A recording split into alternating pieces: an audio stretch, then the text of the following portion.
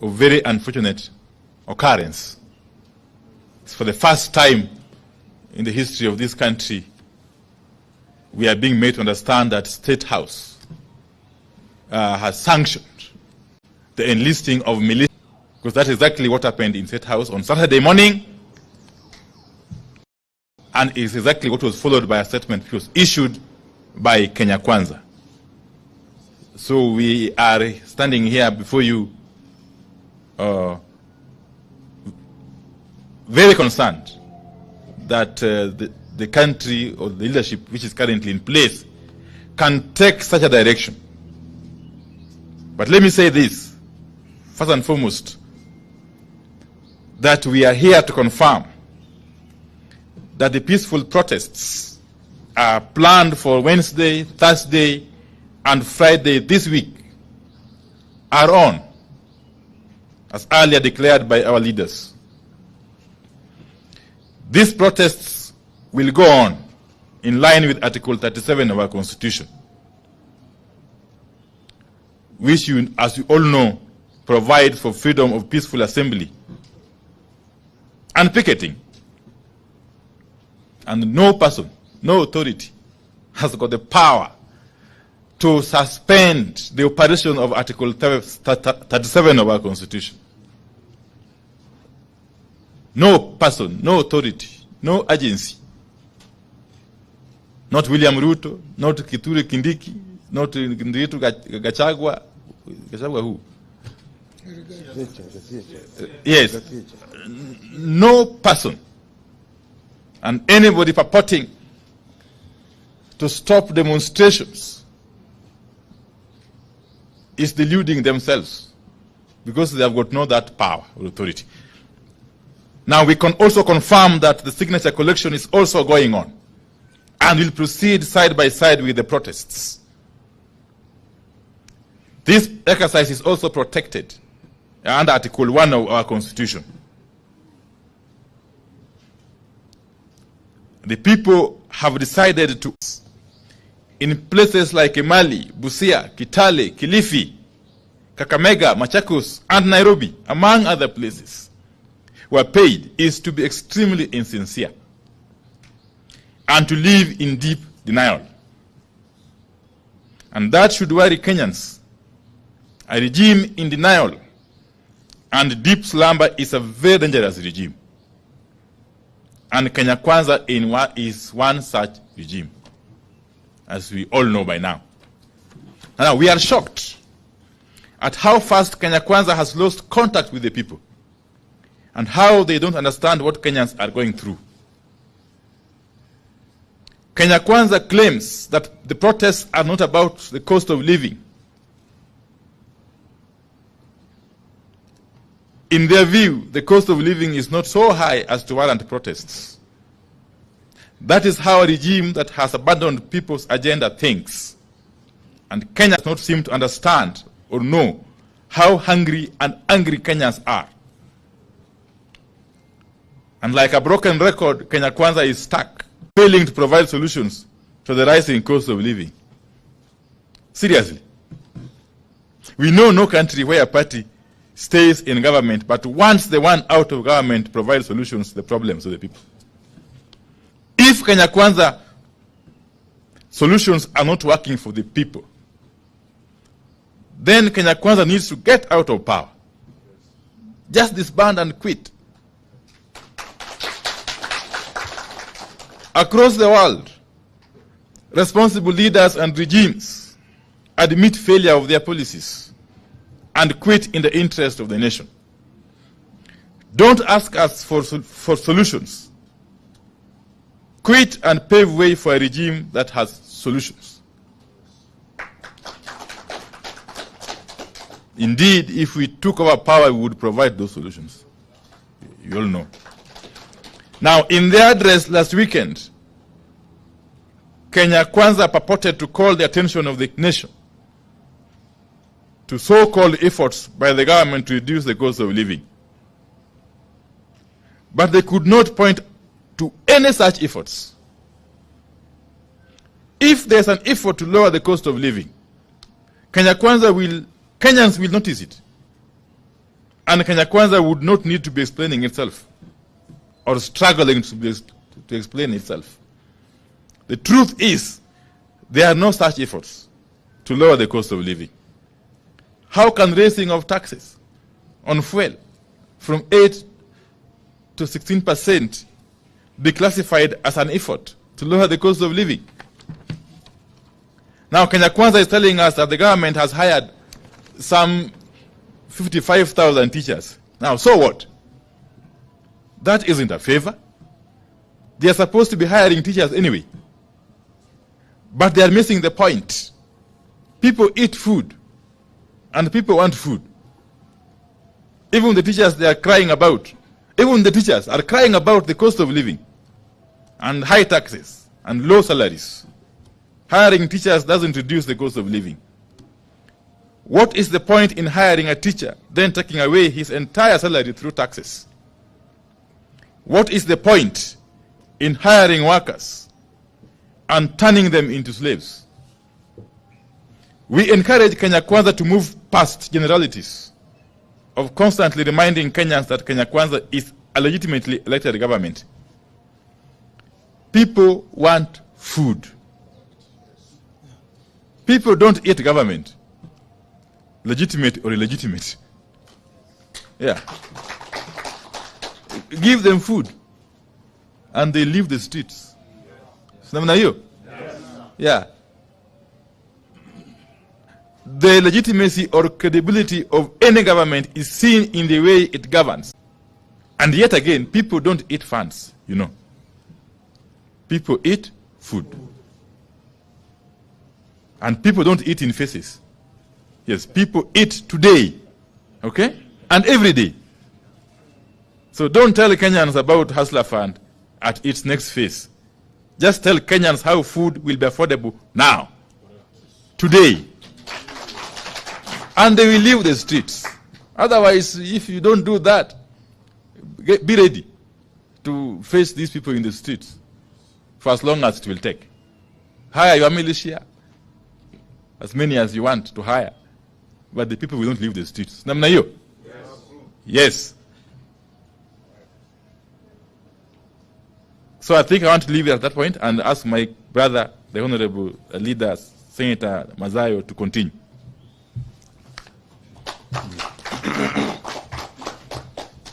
Yes. Sorry. I'll continue from where my brother Opio has left. We do not understand Kenya Kwanza's obsession with saying and doing what Kenyans have not asked for. As far as we know, Kenyans have never asked for funds to be launched. Kenyans have specifically asked for the cost of goods to come down and taxes to be reduced. But Kenya Kwanza is talking about deficit and funds. We have seen Kenya Kwanza resorting to the tired and bigoted phrases like "lord of violence." It won't work. People don't care. All that the people want is food.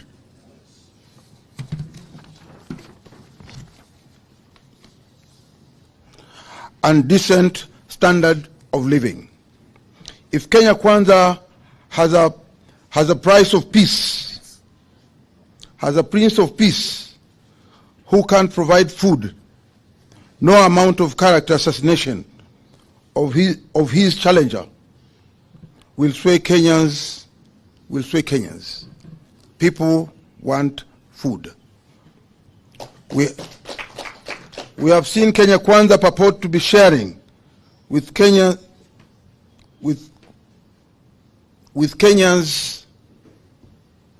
the Right Honorable Raila Odinga's political history. How ridiculous can they get? We now challenge the same members of parliament to share with us the political history of William Ruto and Rigathi Gachagua from 1990 to date. They started it. Let them go to the full length. We take note that the Kenya Kwanza MPs have threatened to mobilize their support to counter protesters whom they believe are supporters of Azimio. Again, Kenya Kwanza is missing the point and getting it wrong. The thousands of Kenyans turning up for protests are not just Azimio supporters. They are Kenyans from across all political and non-political formations who have been brought together by suffering. The protesters are from Azimio, Ford Kenya, ANC, and even Kenya Kwanza. The people realize they don't eat government. People eat food and they want food. People realize that having voted for a party or for a president who does not put food on the table, all the same, we welcome Kenyans. I will repeat that. People eat food and they want food. People realize that having voted for a party or a president does not put food on the table. All the same, we welcome Kenya Kwanza MPs to protests on Wednesday, Thursday and Friday. If they come with violence and murder, Kenya Kwanza supporters will be among the victims. We take note that Kenya Kwanza members of parliament have resolved to cooperate with the police to ensure that there's no further loss of life and livelihoods. We know what this means. It means confirming protesters with members of that killer squad called Operation Support Unit, whose brief is to maim, kill protesters, including Azimio leaders. In this regard, we take great exceptions to the continued threats to life of our leader, the Right Honorable Raila Amolo Odinga. As propagated by senior leaders of the Kenya Kwanza regime, there will be a price to pay for those threats.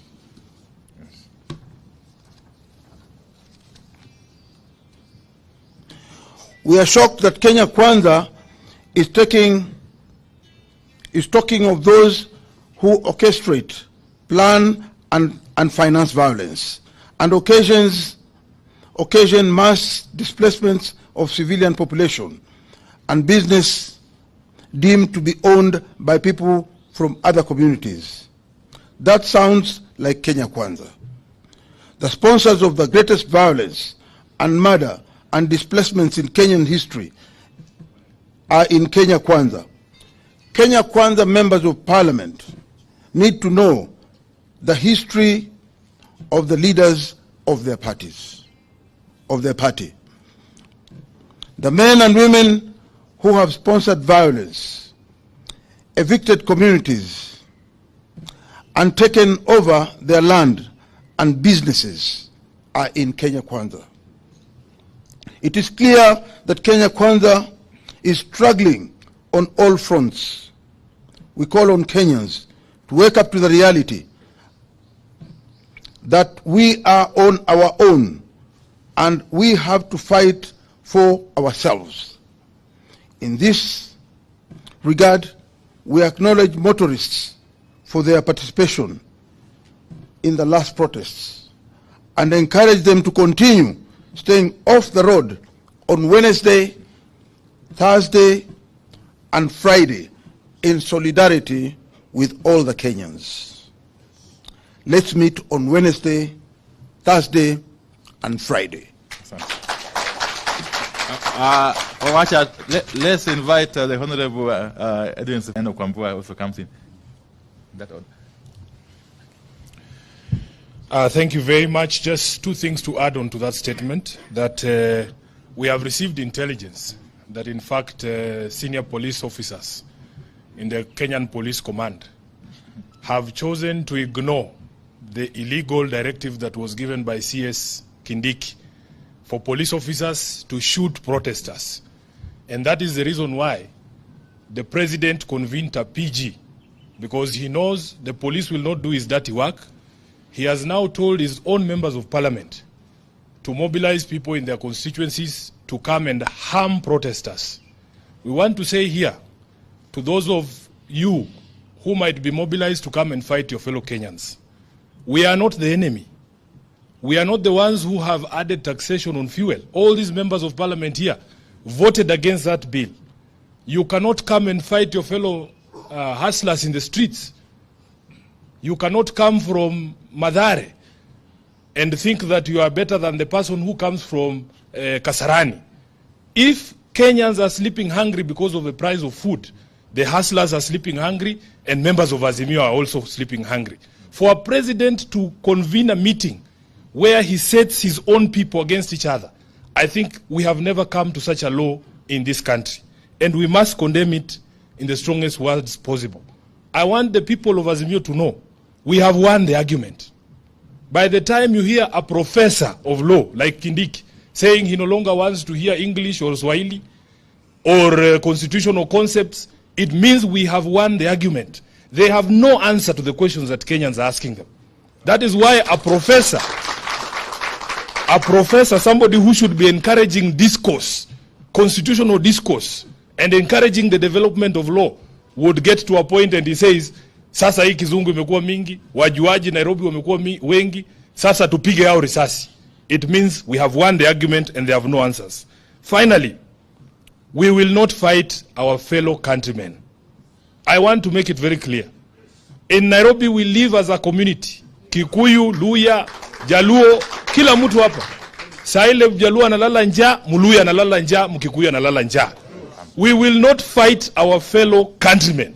In fact, some of these members of parliament who talk, you know, we are with them in the Senate. Mtu kama Cherargei. Yeye anaweza piga nani hapa mbele vile mnaona hapa. Who can Cherargei fight here? Eh? He talks like that because he knows he's going to hide behind the instruments of violence of the state. Senator Cherargei, instead of organizing your boys to come and fight peaceful demonstrators, just come and fight Sifuna. Hey, akuje tu tukutane watu wawili. Lastly, they are crying and saying, oh, this signature thing is going nowhere. But they are actively sabotaging the collection of signatures. We have had over 1,000 attacks on our website that is being used for collection of signatures. They have even cloned the website to try and, confuse our supporters. But we are saying Kenyans want to eat, and they want to eat today. It doesn't matter how long you cover your ears. Tutapiga hiyo masikio kofi mpaka ifunguke. Usikie kilio ya Wakenya. Asante sana. Honorable Enoch Wamboa. Alafu Honorable Kenchonga. And then Honorable Senator. Thank you very much. I'll also be very brief. I will say three things. One, we must structure this conversation properly.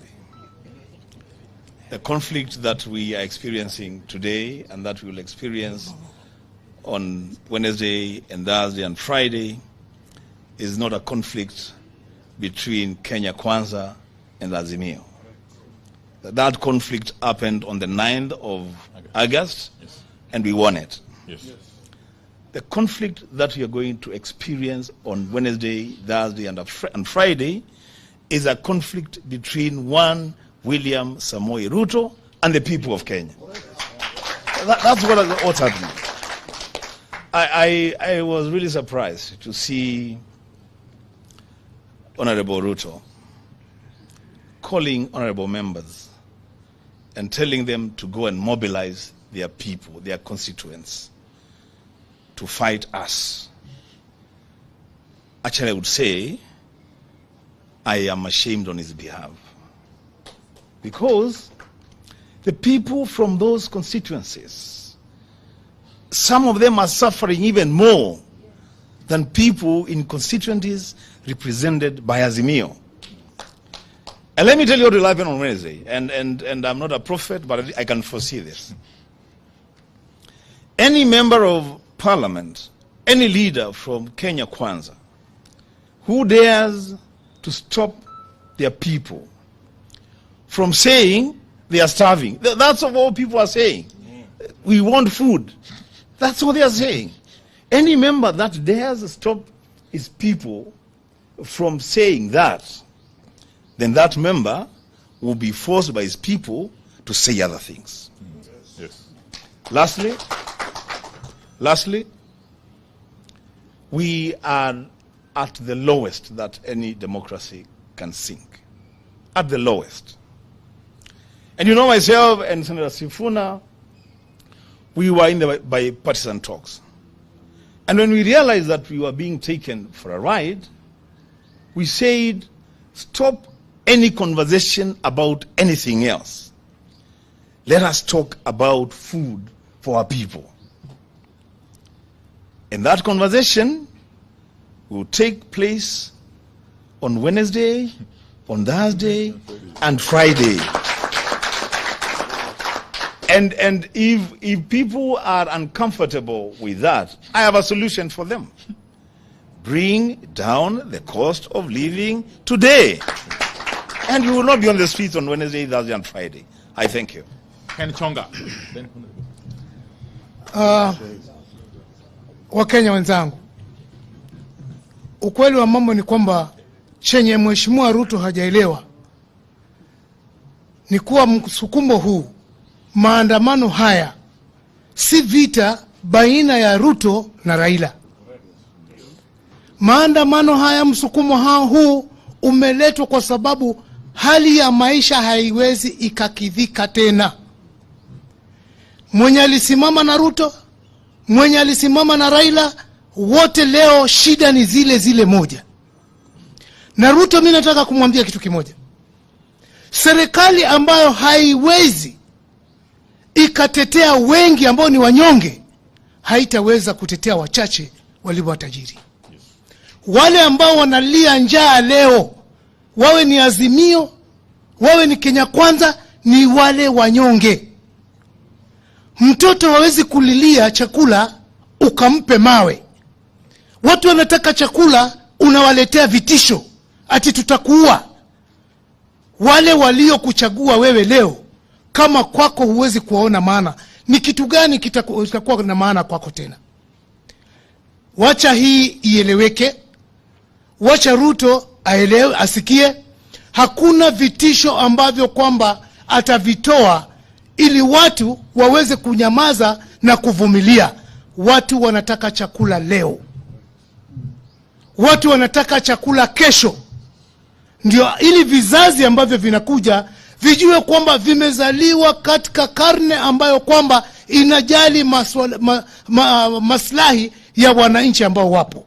Na watu wakikosa chakula, Ruto ajitahadhari. Mbali na maandamano, mambo zaidi yako nyuma ya mfuata. Asante. You are aware that the United Nations has pronounced itself on the situation in the country, especially on the issue of police brutality and the killings that went on during the demonstration.